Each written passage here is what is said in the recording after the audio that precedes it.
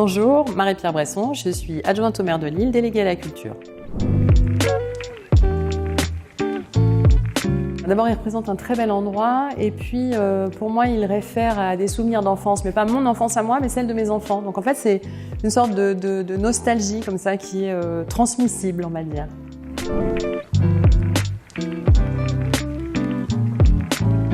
Et ce que j'imagine moi, c'est un musée qui soit à la fois un cabinet de curiosité, c'est-à-dire qu'il faut continuer à maintenir cet esprit-là, celui que vous voyez quand vous êtes aujourd'hui dans le musée, et puis en même temps agrandir, élargir, aérer, et c'est ça le projet. Le prochain musée doit être un musée qui soit, encore une fois, ouvert sur la ville. Vous savez qu'on va construire un très joli jardin dans ce musée, par exemple. Donc, on va rajouter des éléments comme ça qui permettent d'attirer. Et puis moi, ce qui me plaît beaucoup dans ce musée, c'est le fait qu'on y accède de plein pied. C'est-à-dire que l'entrée sera au niveau du trottoir. Et je trouve que ce signal est très important pour dire « Venez, c'est chez vous, c'est au ras de la rue, venez ici ».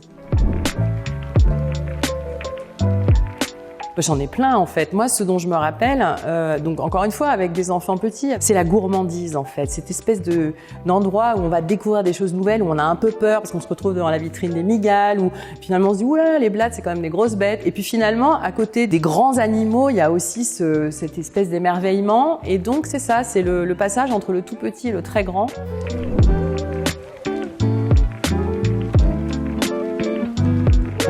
On va se douter d'un bel équipement, d'un nouvel équipement, c'est sûr.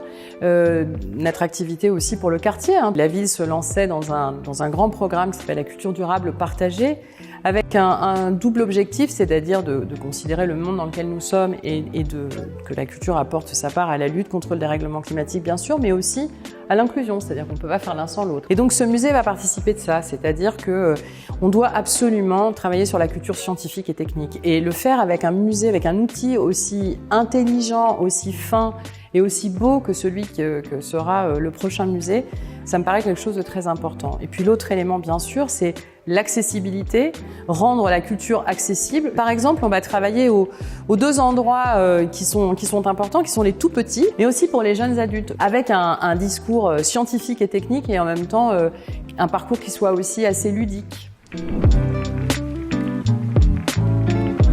Ça c'est difficile comme question. En fait, je dirais ni l'un ni l'autre, ce qui est pas très malin, mais moi j'ai beaucoup aimé la dernière exposition Ni méchant ni gentil sur le loup, qui remettait l'animal à sa place d'animal. Et donc ça j'ai trouvé ça chouette. Et ça fait référence d'ailleurs à ma fille me disait que pour l'anniversaire d'une de ses amies, donc 21 ans, et elles sont allées voir une exposition qui était destinée à des petits. Donc voilà, enfin ça dit, je crois, l'attachement qu'il y a à ce musée.